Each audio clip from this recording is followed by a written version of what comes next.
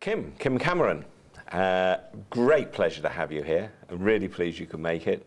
And have you enjoyed the event? Have you found it useful yourself? Well, thanks for inviting me. It was a great event. It is a great event that's going on. Yeah, I found it very useful. Your keynote yesterday, Identity Comes of Age. How have you seen that emerging then, and why did you start with that sort of subject? Well, I think we're at a really interesting juncture in terms of the way the internet is evolving.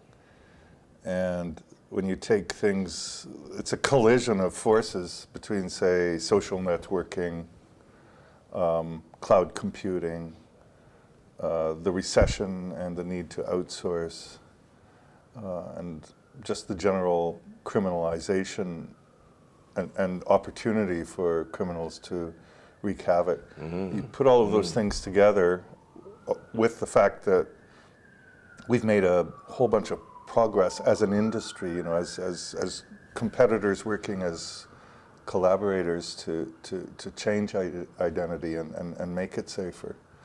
So it's an interesting juncture. Mm. I wanted to convey that. I wanted to convey the fact that we were actually on the verge, I believe, of a big transformation as things become commodity and built into the platform and just always available versus being high-end Mercedes-type technology. Mm. You talked about privacy, and that's a big issue for everyone, especially, as you say, with some of the Facebooks and that are around. And you mentioned claims-based identity. I mean, how do you think that will help? Well, yes, privacy is the most important single aspect of identity, in my view. And we have to get that right. And there's a great problem with all of the digital connectivity that's happening, you know, a tremendous possibility that it will erode our privacy completely and create a very alienating experience.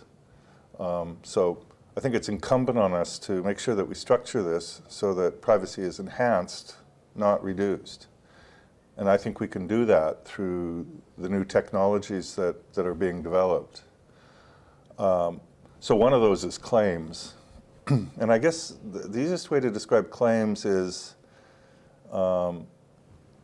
moving away from a reliance on the fact that you have an identifying number or an identification that is something very numerical and unique, towards a world where you are able to present statements about yourself. And that statement could be enough to get you into the site that you want to visit or get you the service you want.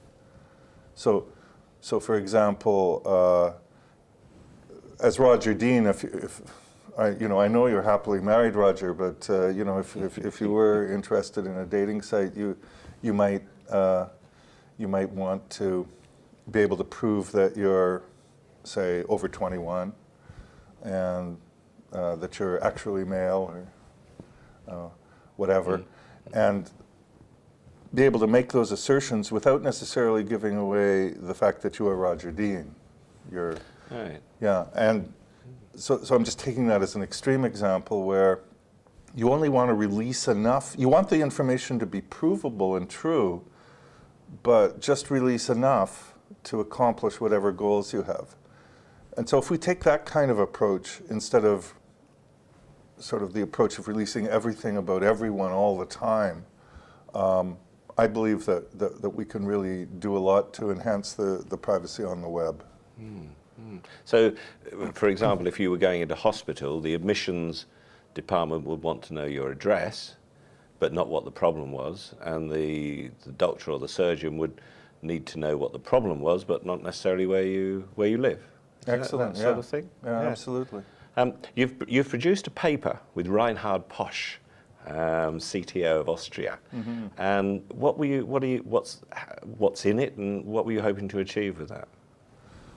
Well, we were, I guess when we started, we didn't know exactly what we were going to achieve, but what we ended up doing was what we called a proposal for a common identity framework. And I think one of the problems is we don't really have any common ways of talking about this. And we don't have very good ways of explaining the new options that are available. Explaining them to, say, political people or policymakers, or even inside the enterprise. So our thinking was it would be great if we could have a model defined and some vocabulary defined, so we could start talking in common about how this stuff works. And that way we could get, say, lawyers and politicians and others to look at the model and go, which option do I want? Which future do I want that is amongst those possibilities? So yes, it was extremely interesting working with Reinhard and with Kai Rannenberg, who is a professor from Germany, and myself, and then bringing our different concerns from government, industry, academia into alignment in a paper. So it would be great if people look at the paper and feedback. We're very interested in that. And where can people find the document? Oh, on my website. My website is identityblog.com. And I always appreciate a chance to flog my blog, so that's great. Kim, as always, a great pleasure to see you. Thank you very much for for being here. Thank you. Thanks.